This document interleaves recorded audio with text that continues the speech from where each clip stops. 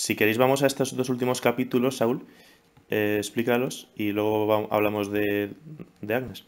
Lo que sucede en el segundo, en el octavo y noveno capítulo es que la ilusión se rompe por completo y dejamos de estar en una sitcom. De repente estamos en una película, bueno, en un estilo, digamos, asociado a la cinematografía de Marvel. No deja de ser cobertura al final. O sea, también tenemos varias cámaras cubriendo todo, con másters muy largos y vamos cortando de uno a otro un poco de forma arbitraria.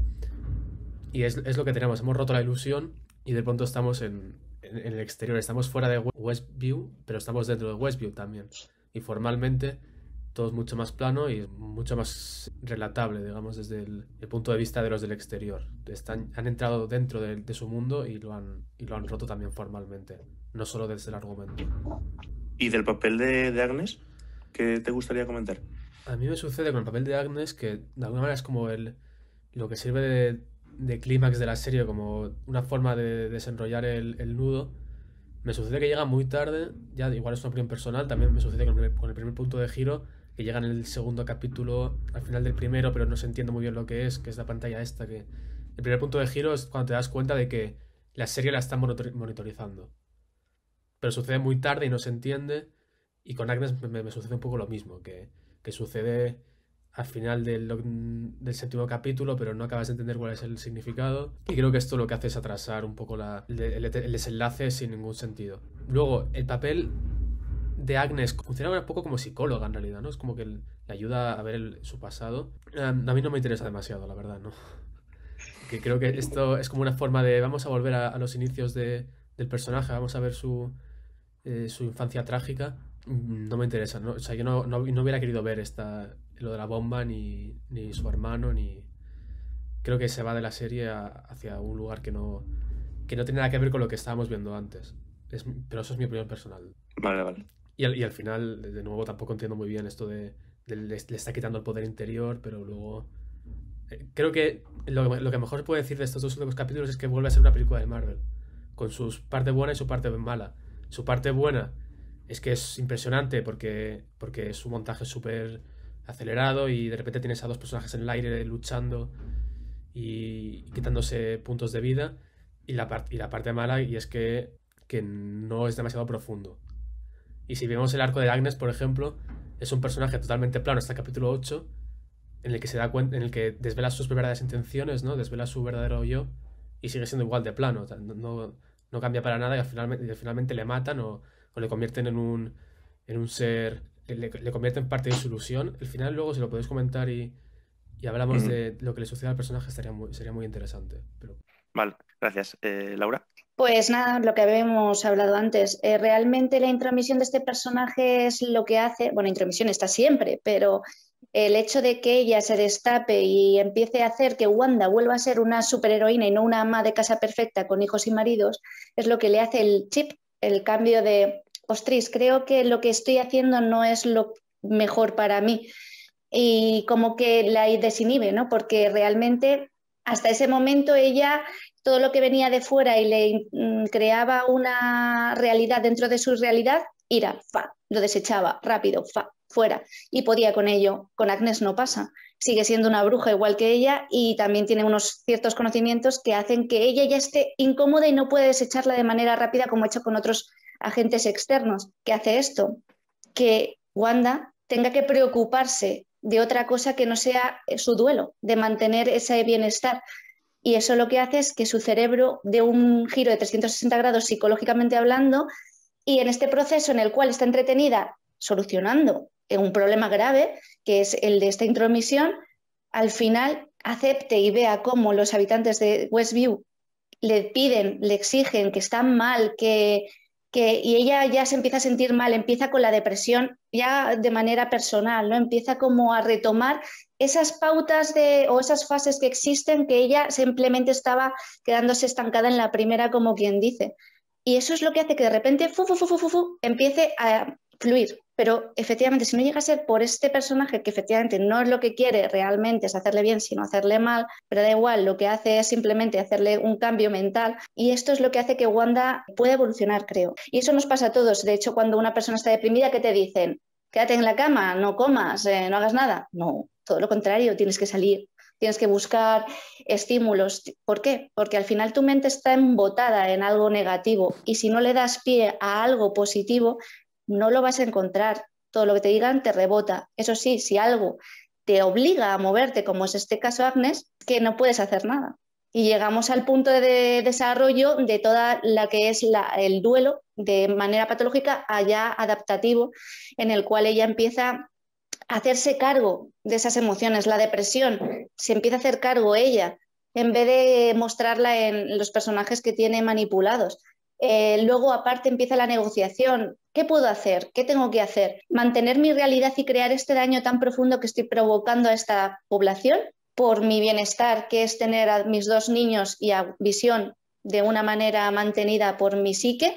Y se ve como amplía, reduce el campo para salvar a Visión, luego lo vuelve a reducir y al final decide, obviamente como heroína que es y no un personaje malvado, cerrarlo y decir, mira, ya lo he aceptado, no estaba haciendo las cosas bien, salgo de mi círculo de irrealidad y empiezo a crear lo que es mi persona sin este ser al que tanto quiero y aceptarlo como una persona buena y una persona adecuada, como todos los que tenemos que afrontar este tipo de cosas.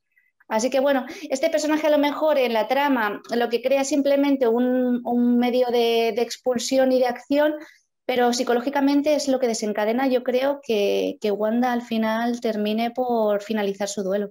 Entonces, psicológicamente hablando es importante, porque da a entender que este tipo de agentes externos son los que muchas veces son necesarios para que una persona que está tan inmersa en su dolor pueda al final desarrollarlo de la manera adecuada, porque de este modo desconecte del dolor durante unos momentos. Luego lo aceptas y sigues adelante. Esa es mi opinión en principio. Gracias. Edu. Sí, o sea, incluso narrativamente y psicológicamente, o sea, la necesidad de que haya un villano. Tiene que haber un villano en la serie, ¿no? Entonces ahí ya al final, pues es una historia de Marvel. El villano ha estado presente desde el primer momento, ¿no? De esto que también narrativamente te hace volver hacia atrás a repasar todas las apariciones de este personaje y ver si, oye, no me he dado cuenta antes o qué pasa con Agnes. Pero a mí me parece muy interesante también porque a mí por lo menos consigue que empatice con ella. También creo que es un mérito. Entonces, es una villana ambivalente. Porque cuando te presentan su infancia, también ves que hay una herida ahí con su madre, ¿no? Que es una bruja muy poderosa, ¿vale? Dentro de todo lo que es una peli de superhéroes. Pero también hay una herida ahí con los padres, y eso en el fondo es una niña herida. Es una niña herida, como todos llevamos un niño dentro, y cuando crecemos ese niño sigue estando, y a la mínima de cambio ese niño aflora, y pide compensaciones, y se queja, ¿no? Y hacernos adultos y crecer y madurar en la vida también consiste en seguir haciendo caso a ese niño, pero también aprender a situarlo. Y esa tarea no lo hacemos solos. O sea, una peli de Marvel, el arquetipo es: el héroe es el que protege y sirve, el que pone al servicio de los demás los dones que ha recibido. Pero el héroe necesita sabios ancianos, ¿no? Esto es el héroe de las 1000 caras, pero el arquetipo es: necesito maestros en la vida, necesito gente que me acompañe, necesito aliados, que son héroes que acompañan al héroe, y necesito amor en la vida, necesito misericordia. Ponle el nombre que quieras, pero al final lo que me hace crecer como persona, lo que encuadra todo es ese amor, que me hace ser capaz de lo bueno y de afrontar lo malo. Entonces Agnes a mí consigue que empatice con ella. O sea, empatizar es, oye, no justifico lo que haces, pero comprendo desde dónde lo estás haciendo. Y y psicológicamente eso Laura sabe más, pero en lo humano todo tiene una causa. Y lo que le hace es decir, aquí se ha producido la ruptura. O sea, yo creo que cuando tú tienes un duelo o te pasa algo en la vida, no sé, mi opinión es, tienes que salir mirando hacia arriba y hacia adelante. O sea, esto de vuelve hacia atrás, mira a ver lo que ha pasado, para quedarte ahí sin más, creo que no funciona. Entonces lo que necesito es tirar hacia adelante, pero tengo que entender por qué. Y ahí sí que necesito mirar atrás.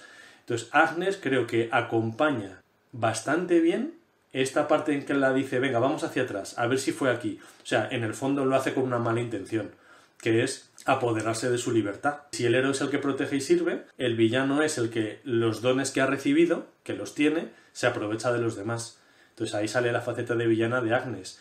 Pero ese camino de acompañamiento hasta ver dónde se ha producido el punto de ruptura, yo creo que Agnes lo hace con bastante delicadeza, con una mala intención, pero es que te llegas a creer que está empatizando también con Wanda.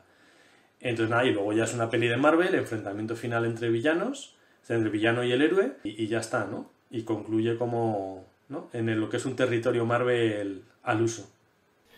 Sí, con esto que dices, pienso lo que os comentaba antes de esa gente que no ha superado un duelo, una situación difícil y que arrastra a otros a lo suyo. Y quizás Agnes sea su intención, porque ese capítulo empieza con efectivamente, el punto trágico de su vida y como que ella arrastra a Wanda para que se sientan tal como ella misma se siente, ¿no? Aunque al final el efecto sea otro. No creo que Agnes esté haciendo con Wanda lo que ella desea hacer consigo misma, pues quizás no, porque, como dice Saul, quizás sea un personaje muy plano, pero bueno, es un poco la idea que me da sobre todo escuchándoos a vosotros, porque de hecho no pensaba hablar de Agnes, pero veo que tiene un papel importante en esta cuestión.